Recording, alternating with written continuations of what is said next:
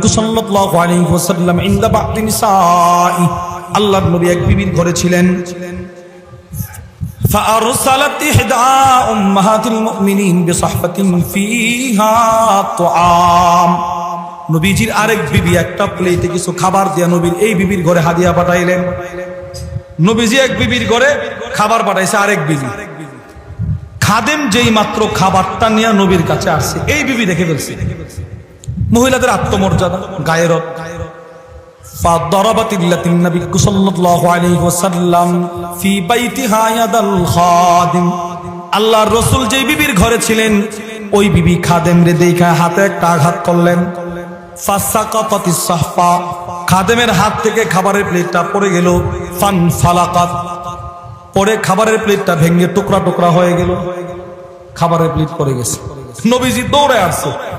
ফাজামা আন-নবী সাল্লাল্লাহু আলাইহি ওয়াসাল্লাম ফিলাকাস সাহফা, নবীজি আয়েশা খাবারের ভাঙা প্লেটের টুকরাগুলো নিজের হাতে জমা করতে লাগলেন। সুম্মা জাআলা ইয়াজমাউ ফিহা আত-তাআম আল্লাযী কানা ফিস সাহফা, অতঃপর ওই প্লেটে যে খাবারগুলো ছিল এগুলো নবীজি জমা করলেন। আর খাদেমরে বলে, কষ্ট নিস না, গারাত উম্মুকুম, তোমাদের মায়ের আত্মমর্যাদায় লেগেছে, দাঁড়াও একটু। হাত্তা উতিয়া বিসাহফাতিন মিন ইনদিল্লাতি হুয়া ফি বাইতিহা, রাসূল যেই বিবির ঘরে ছিলেন ওই বিবির ঘর থেকে আরেকটা প্লেট আনছে, প্লেট সুন্দর প্লেট একটা আনছে। খাদেমরে দিয়ে ফাদাফাতিস সাহফাতাস সহিহা ইলাল্লাতি কুসিরাত সাহফাতুহা, যার প্লেটটা ভেঙে ফেলা হয়েছে নবীজি এই বিবির ঘর থেকে একটা প্লেট নিয়ে তার ঘরে পাঠিয়ে দিয়েছে। যাও দিয়ে আসো। যার ঘরে আসি এই বিবি রাগ হইল, আমি ইনসাফ করব। সুবহানাল্লাহ বলেন। আর কি করছে জানেন?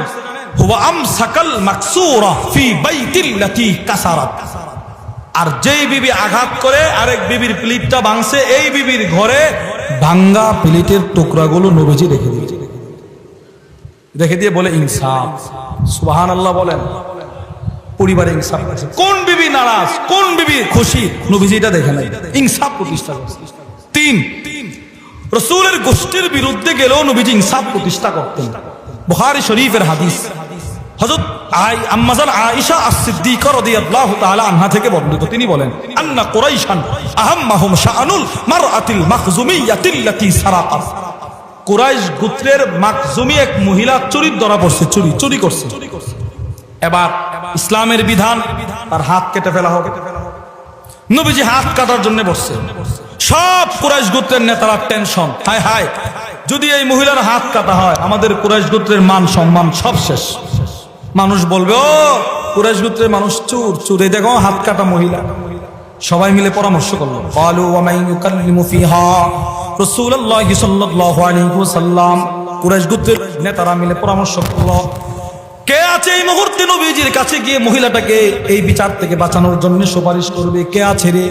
আবার কুরাইশ গোত্রের নেতারাই বলে, ওমাই ইয়াজতারি ও আলাইহি ইল্লা উসামা ইবনে যায়েদ হিব্বু রাসূলিল্লাহ, এই মুহূর্তে নবীজির কাছে উসামা ইবনে যায়েদ ছাড়া কেউ সুপারিশ করতে পারবে না, তারে পাঠাও। নবীজির পালক ছেলের নাতিরে পাঠাও।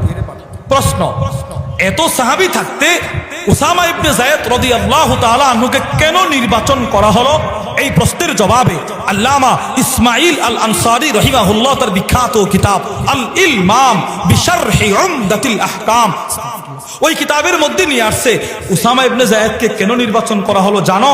বলে না, রাগের সময়ও যদি রাসূলের কাছে উসামা ইবনে যায়েদ কোন সুপারিশ নিয়ে যেত, নবীজি তা কবুল করে ফেলত, খুব ভালোবাসতেন। এই মনোভাব নিয়ে সবাই ওনারে পাঠাইছে, তুমি যাও, তুমি বললে রাসূল হয়তো বিচারটা এদিক সেদিক করতে পারে।